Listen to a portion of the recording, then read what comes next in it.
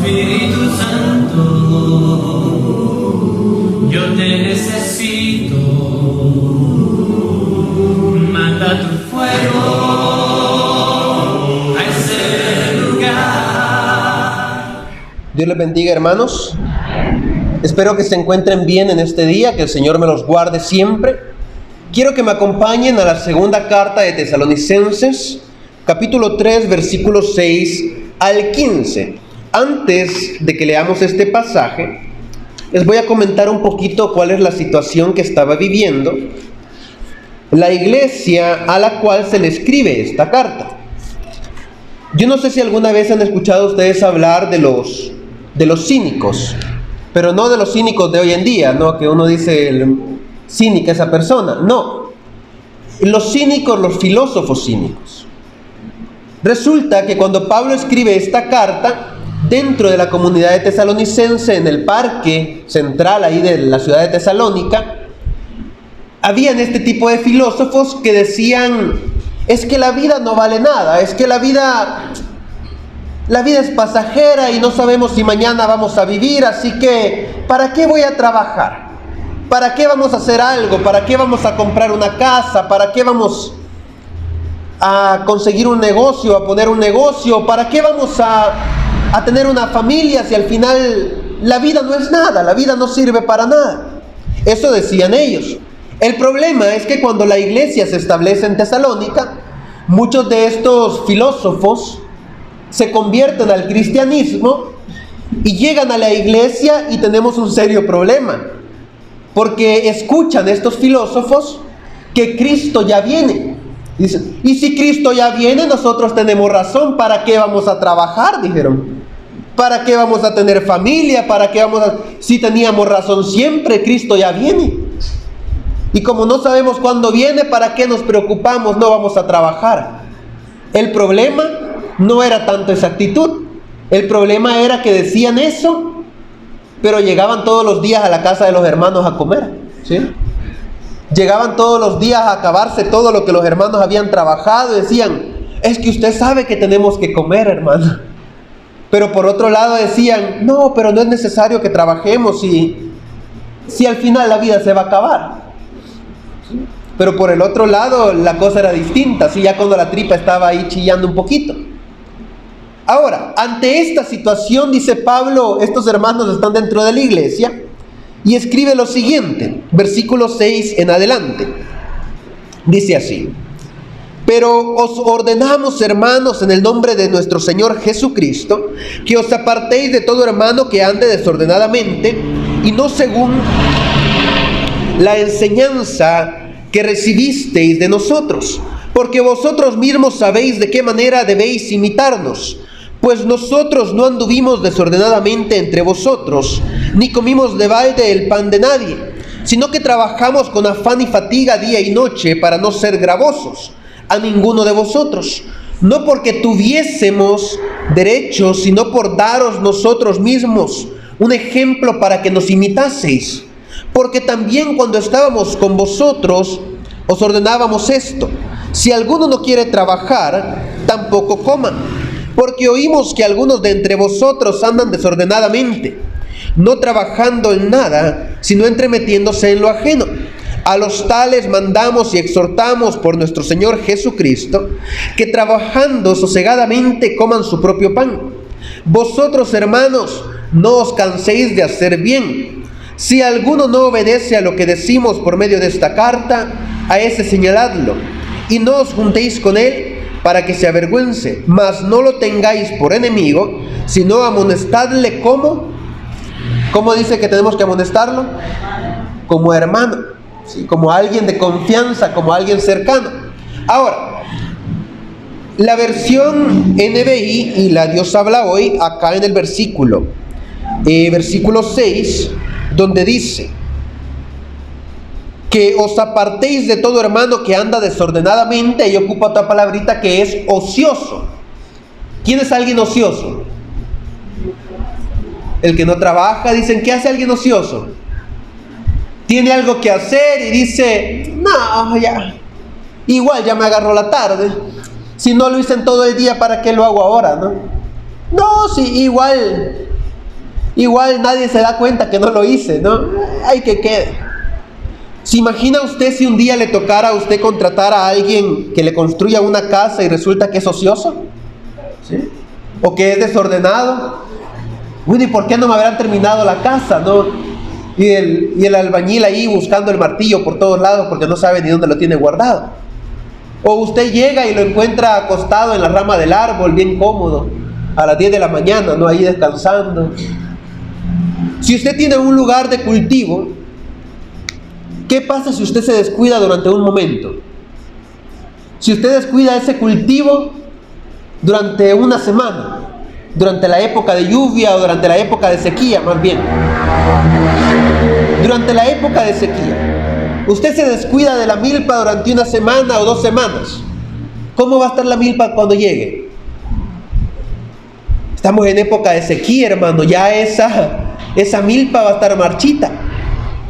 Ya no va a poder sacar maíz de ahí, ni elotes. Ya el atolito que tanto había estado esperando todo el año ya no va a llegar. Pero eso pasa cuando alguien es ocioso, cuando alguien es desordenado. ¿Sí? Ahora, Pablo se encuentra en esa situación. Y yo no sé si usted alguna vez ha sentido o ha experimentado que alguien le quite a usted su comida. No sé si alguna vez lo ha experimentado. Yo tuve la oportunidad, recuerdo que me estaba hospedando en una casa durante más o menos 6 meses y había una costumbre medio rara, ¿sí? Cuando miraban que alguien no se estaba comiendo la carne, se la quitaban del plato. Yo soy de aquellos que dejan la carne para último. Entonces había una cipota como de 8 años que siempre me estaba viendo el plato, vigiando el plato. Y un día me metió la mano, agarró la carne, se la empezó a comer ella. Y yo me le quedé viendo, ¿no? Porque no es que la agarró y la puso en el plato, la agarró y de un solo para la boca. Entonces yo me le quedé viendo así como...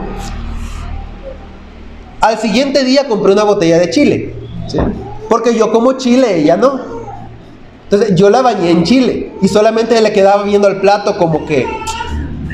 ¿Y ahora qué hago, no? Y yo dejando mi carne para el último, bien bañadita en chile, y al final yo me comí mi carne. Pero ella va a ver la carne algo molesta, como quien dice, ay, hoy no se la pude quitar, ¿no? Y desde ese día empecé a echarle chile a la carne, bastante chile. Ahora, se siente feo cuando a alguien le quitan su comida. Se siente feo que uno está comiendo, uno deja para último lo más rico, y alguien viene y le quita. En esta iglesia en Tesalónica estaban enfrentando ese problema. Dice, los hermanos están trabajando, están sudando todo el día, llegan a su casa a comerse su frijolito, su pan de cebada, y de repente llega el hermano por ahí que no hace nada todo el día. Hermano, ¿no tendrá un pancito ahí que le sobra? El hermano, está bien, está bien. El problema es cuando ya llevaban 2 meses y el hermano seguía llegando todas las noches, ¿no? ¿No tendrá un pancito por ahí que le sobra? Un platito de frijoles, ¿no? Ya todos los días. Y ustedes saben cómo dice el dicho, ¿no? El arrimado, bien se lo saben, ¿va? Bueno, esta es la situación que estaba viviendo la iglesia en Tesalónica. El arrimado a los 3 días apesta. Ya no soportaban esto y por eso le dieron la queja a Pablo. Pablo, ¿qué hacemos con estos? Y viene Pablo y les dice, miren, lo primero que tienen que hacer es apartarse del ocioso. ¿Por qué? No solamente porque el ocioso me está haciendo gravoso a mí, sino también porque ¿qué pasa cuando uno se junta con ociosos? ¿Cómo termina uno? Es muy difícil que nosotros le peguemos la actitud de nosotros a un ocioso, y es más posible que el ocioso nos pegue la actitud a nosotros. Porque uno dice, no, si así está fácil la cosa. Ah, pues lo voy a empezar a imitar a él, ¿sí? Y comenzamos a imitar al ocioso, a hacer lo que él hace. Y dice Pablo, lo primero que tienen que hacer es apartarse de él, porque si no los va a terminar contagiando, los va a terminar influenciando. Si uno anda desordenado, le va a pegar el desorden al otro. Y de ejemplos tenemos de sobra aquí en El Salvador, ¿sí? ¿Por qué es que hay tanta gente presa ahorita? ¿Sí? Solamente ahí lo dejo.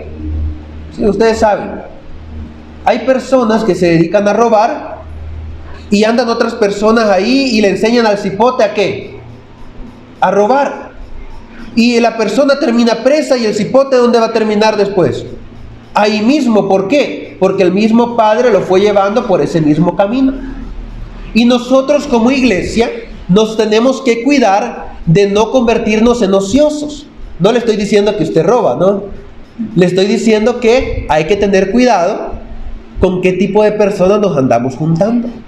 Hay que evitar ser ociosos o vivir de forma desordenada o acercarnos a personas que nos van a contagiar el desorden y el ocio.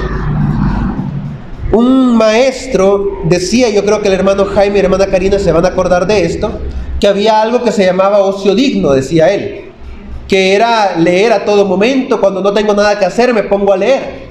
Había otro que se llamaba ocio indigno, dice, que es no hacer nada cuando, o incluso tengo cosas que hacer. Pero es que un descansito de 5 minutos no le hace daño a nadie, ¿no? Y me acuesto a dormir y duro 3 horas dormido y cuando despierto, yo tenía mucho que hacer. Tengo que evitar entonces estar cerca de personas que me van a traer una mala influencia a mi vida. Sigue diciendo el pasaje, estos que son ociosos son gravosos en todo. ¿Quién es alguien gravoso? ¿Quién es alguien gravoso en la vida? En otras palabras, alguien que uno siente que es como una piedrita en el zapato. ¿Sí? Así son los ociosos. Es como alguien que es como una piedrita en el zapato. Si usted nos la saca del pie, se le va a hacer una ampolla, le va a rajar el pie y va a andar usted adoleciendo todo el día. Así son, dicen, los que son ociosos. Y sigue diciendo el pasaje, estos que son ociosos, he escuchado, dice Pablo, se entrometen en lo ajeno. ¿Por qué? Porque como no tenían nada que hacer todo el día, se dedicaban a andar de casa en casa. Y ustedes saben cómo son las situaciones cuando eso pasa, ¿sí? Cuando alguien llega a casa ajena, uno se entera de todo, ¿sí? Si uno se queda más de 2 días, uno se entera de todo. El problema no era ese, el problema es que ellos se estaban metiendo en el problema. Como aquellos que dicen, uy, eso te dijo. No, yo si fuera vos, yo le hubiera pegado. Yo otra cosa le hubiera dicho, peor todavía. Y empiezan a meter cizaña y dice Pablo, miren, esos que son ociosos se meten en lo ajeno a cada rato porque como no tienen nada que hacer, yo me tengo que cuidar entonces de ese tipo de influencias en mi vida. Evitar que esas influencias lleguen a mi vida porque yo me voy a meter en muchos problemas al juntarme o al convertirme en alguien ocioso. Sigue diciendo el pasaje, vaya conmigo. Versículo 7. Porque vosotros mismos sabéis de qué manera debéis imitarnos. Pues nosotros no anduvimos desordenadamente entre vosotros, ni comimos de balde el pan de nadie, sino que trabajamos con afán y fatiga día y noche, para no ser gravoso a ninguno de vosotros. Dice Pablo, nosotros dimos ejemplo de ¿qué? De cómo debían trabajar, porque nosotros trabajamos, dice, día y noche.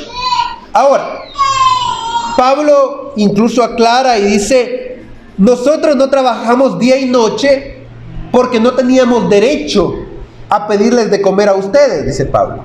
Nosotros teníamos todo el derecho, dice Pablo, de pedirles a ustedes comida, pero ya sabíamos que en medio de ustedes existían este tipo de personas que merecían un ejemplo para ser imitado, porque si nosotros les pedíamos comida a ustedes, ellos iban a tener una excusa para hacerlo.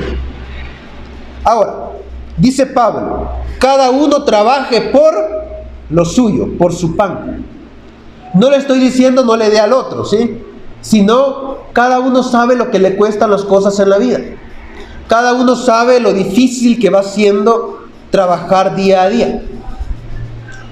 Todos los que estamos acá, creo que sabemos lo que es un día de trabajo, ¿sí? Todos los que estamos acá, alguna vez hemos trabajado por lo menos 8 horas al día. Y a veces en trabajos que no son tan fáciles. Y saben lo que cuesta. Y saben lo difícil que es que venga otro y le diga, dámelo, ¿no?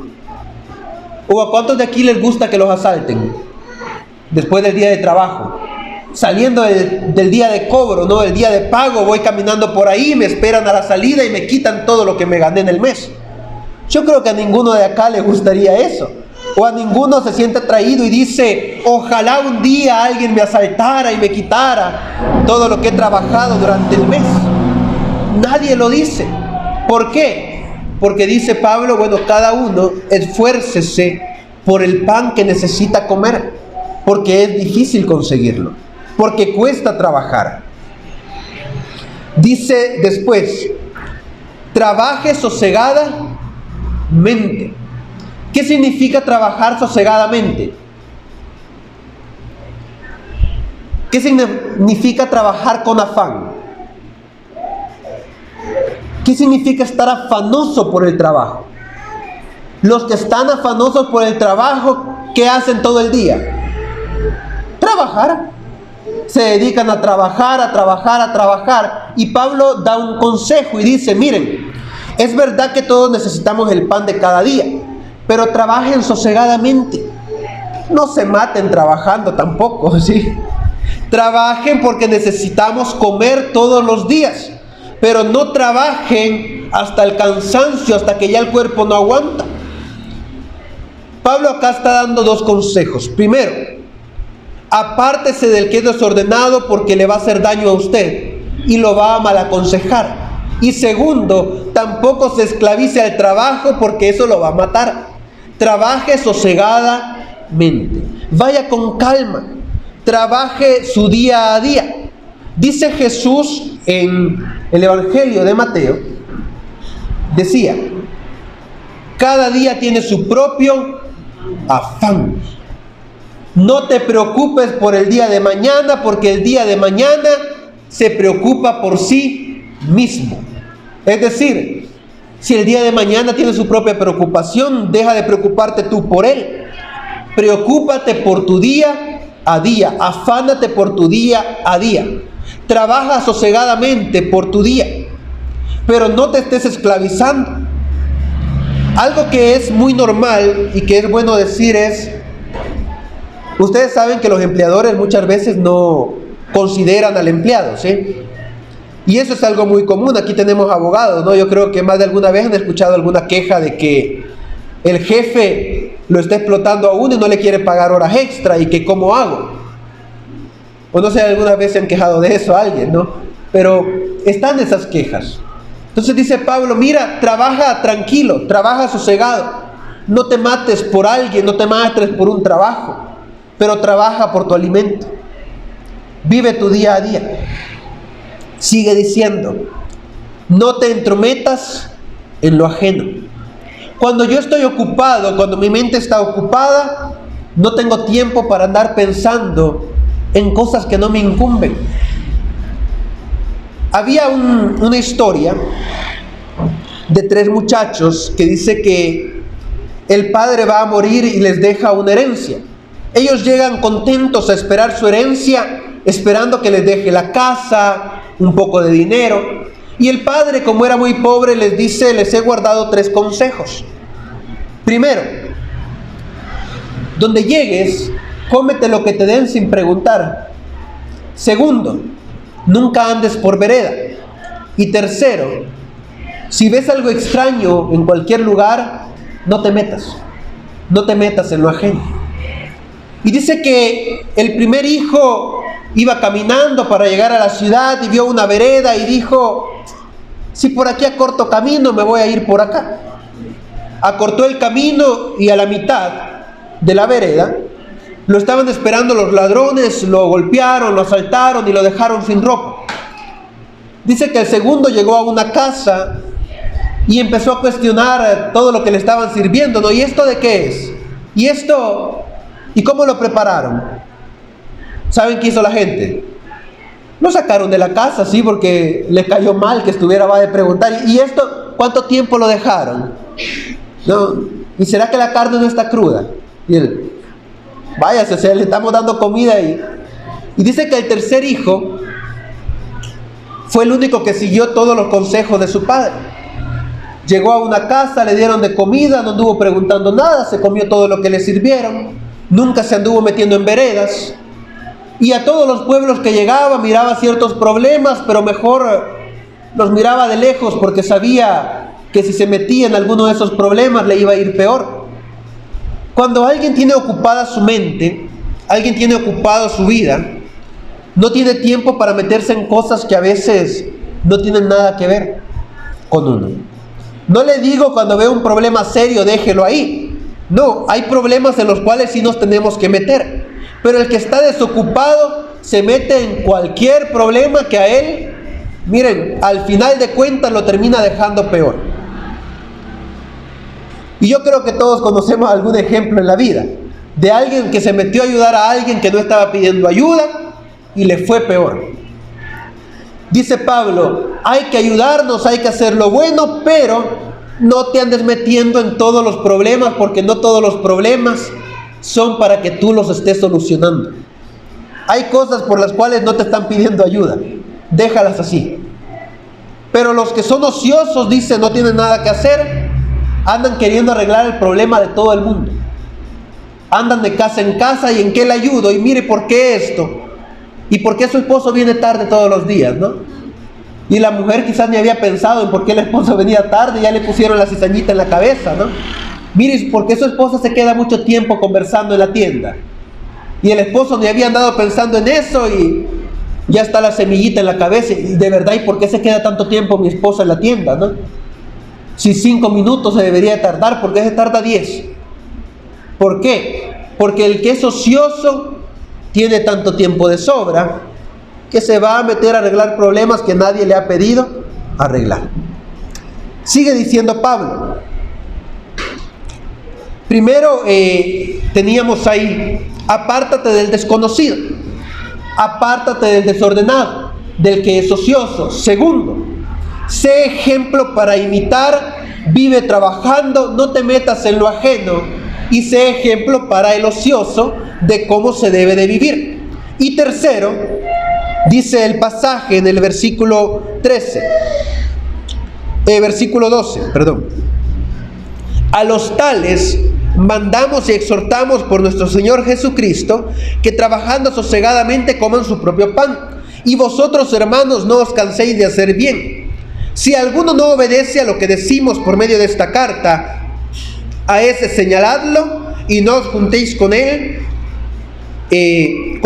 para que se avergüence, mas no lo tengáis por enemigo, sino amonestadle como a hermano. La versión NBI, donde dice avergüence, dice para que se dé cuenta de lo que está haciendo mal. No se trata de hacer humillar al hermano, sino se trata de que pase vergüenza al hermano porque es cínico, ¿no? No, se trata de hacer ver que el hermano está haciendo algo mal. Hermano, no es bueno que usted se ande metiendo en cosas ajenas. Dice el pasaje, mira, cuando ustedes, hermanos, acá en la iglesia, vean a alguien que anda desordenado, a alguien que está siendo ocioso, señálalo, hazle saber que está haciendo algo mal para que se dé cuenta. Pero vea cómo termina el versículo 15, dice, pero no lo tengas por enemigo, sino que amonéstalo como a hermano. Es decir, hazle ver lo que está haciendo mal, pero no lo trates como a un enemigo. ¿Cómo le haría ver a usted a su enemigo, al que más mal le cae, que está haciendo algo mal? ¿Cómo lo haríamos ver? Una mala cara, que sepa que me está cayendo mal lo que está haciendo, ¿no? Y hasta me le quedo viendo con cara de furia. O le digo de todo, no, es que vos siempre te andas metiendo en lo que no. Y le empiezo a decir de todo y que sepa que cae gordo en la casa, ¿no? No, dice Pablo, hazlo sentir que está haciendo algo mal, pero hazlo sentir como que fuera tu hermano a la vez. Que sepa que está haciendo las cosas mal, pero a la vez que sepa que tú lo quieres. No que sepa que tú lo desprecias, ¿sí? Porque entonces él es tu enemigo y Pablo no quiere eso.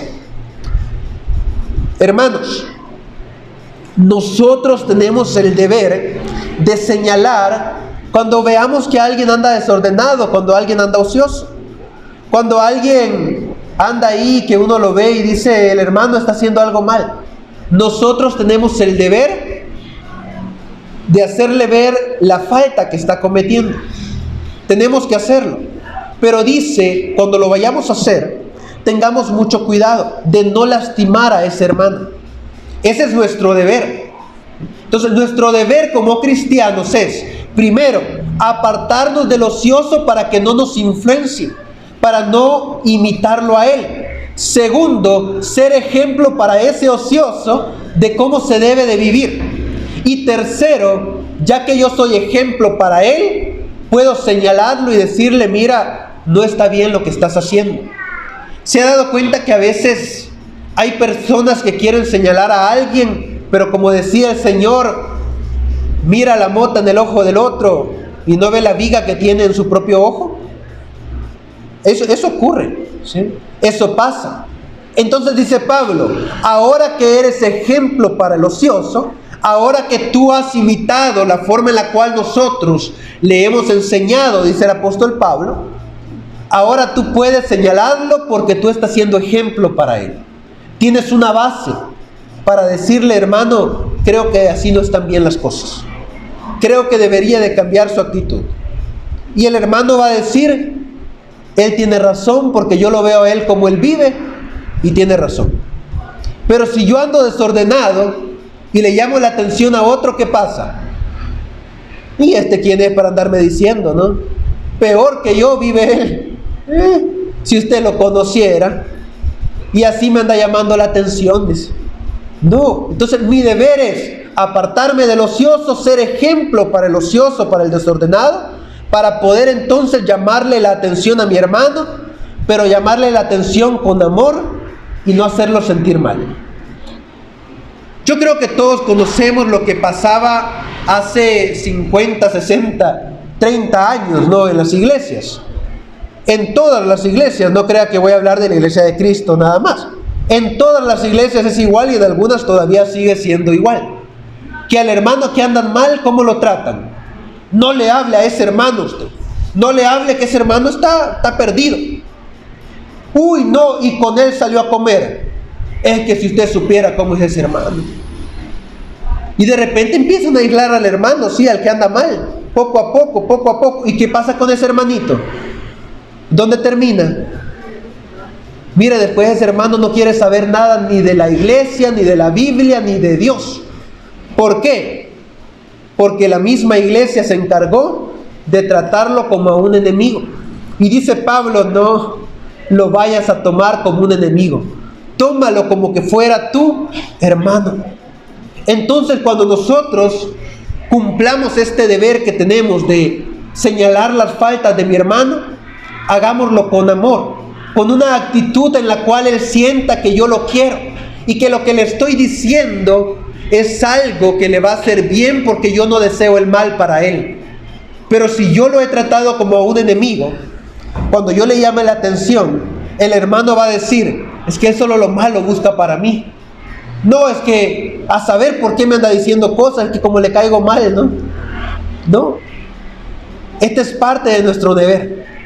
Pero para poderlo cumplir, primero tengo que ser ejemplo para el que anda desordenado, para que él me escuche. Hermano, dice el versículo 13, y vosotros, hermanos, no os canséis de ¿qué? De hacer bien. Otra versión dice, no te canses, hermano, de hacer lo bueno. ¿Qué es lo bueno? Resulta que el texto nos está diciendo, mira, que no coman de balde, pero nunca le dice al hermano, para que malinterprete el pasaje, no le des de comer a nadie. No, dice, no, tú sigue ayudando a tu hermano, sigue colaborando a tu hermano, sigue siendo ejemplo para tu hermano, no te canses de hacer las cosas buenas. Porque solo así vas a poder ser ejemplo para las personas que andan desordenadas. Si usted ve allá afuera, ¿cuántos desordenados va a haber? Afuera aquí de las 4 paredes, ¿cuántos desordenados va a haber? Un montón, diríamos. ¡Y millones, ¿no? Y adentro de las 4 paredes, está difícil, ¿no? Está fea la cosa, ¿no? Así sí ya no, hermano, le dice. Pero a veces dentro de las 4 paredes también encontramos hermanos un poquito desordenados, ¿sí? Pero ¿cómo lo voy a corregir a él? Siendo primero ejemplo yo de cómo debo de vivir, de cómo debo actuar, de cómo debo de pensar. Yo ya lo he dicho un montón de veces, yo soy amargado, ¿sí?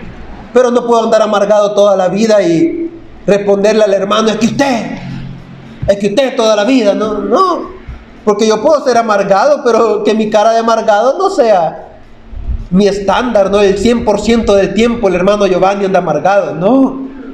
Hay que reducir eso, ¿no? Al 10% por lo menos y el 90% andar feliz. ¿Para qué? Para que el hermano diga, el hermano tiene sus malos ratos. Y que no diga el hermano, no, es que el hermano así es de desordenado usted. Mejor que diga, es que tiene sus malos momentos. A que diga, él así vive. Yo tengo que no cansarme de hacer las cosas que son buenas. Dijo Jesús, y con esto termino, cuando habló sobre los niños, dijo, tengan cuidado de hacer tropezar a uno de estos pequeños. Primero dio el ejemplo de los niños, después les habló a los discípulos y se refirió a todos aquellos que estaban comenzando a seguir a Cristo como los pequeños, los que eran como niños. Y les dice, tengan cuidado de hacer caer a uno de estos pequeños. ¿Por qué? Porque los pequeños esperan ser guiados. Y los pequeños espirituales son aquellos que todavía no han comenzado a madurar espiritualmente. Y muchas veces ellos son ociosos. Si ustedes miran a los hipotes, a los niños pequeños, ellos no tienen preocupaciones. Los niños chiquitos juegan con tierra, comen tierra a veces y no andan pensando si se van a enfermar o no. Los niños pequeños ven un gusanito por ahí y no sé si ustedes lo han visto, pero de repente lo van metiendo a la boca. El niño no anda pensando, uy, es que me voy a enfermar, porque el niño no tiene preocupaciones. El niño, podríamos decir nosotros, es ocioso, pero no es ocioso malo, porque el niño no anda que voy a pagar recibo, el que tengo que trabajar. El niño no anda en eso. Muchas veces hay hermanos que son así, y yo tengo que saberlos guiar, tengo que saberlos encaminar. Con el que tengo que tener cuidado y al que tengo que amonestar es el que ya tiene 20 años, ¿no? Y sigue siendo ocioso. Pero el que todavía yo lo veo como un niño chiquito que va ahí, a ese yo sé que es ocioso, pero no por ser malo. Y lo tengo que ir encaminando poco a poco. Tengo que ser entonces ejemplo para mi hermano. Hermanos, termino diciendo, apártese del ocioso, sea ejemplo para el que anda desordenado y amonéstelo con su ejemplo. Amonéstelo con lo que usted ya demostró, para que el hermano reciba la palabra y esa palabra no se vaya en un saco vacío porque usted andaba desordenado y el hermano dijo, no tiene derecho a llamarme la atención. Hay que ser ejemplo para los de adentro y también para los de allá afuera, ¿sí? Espíritu Santo.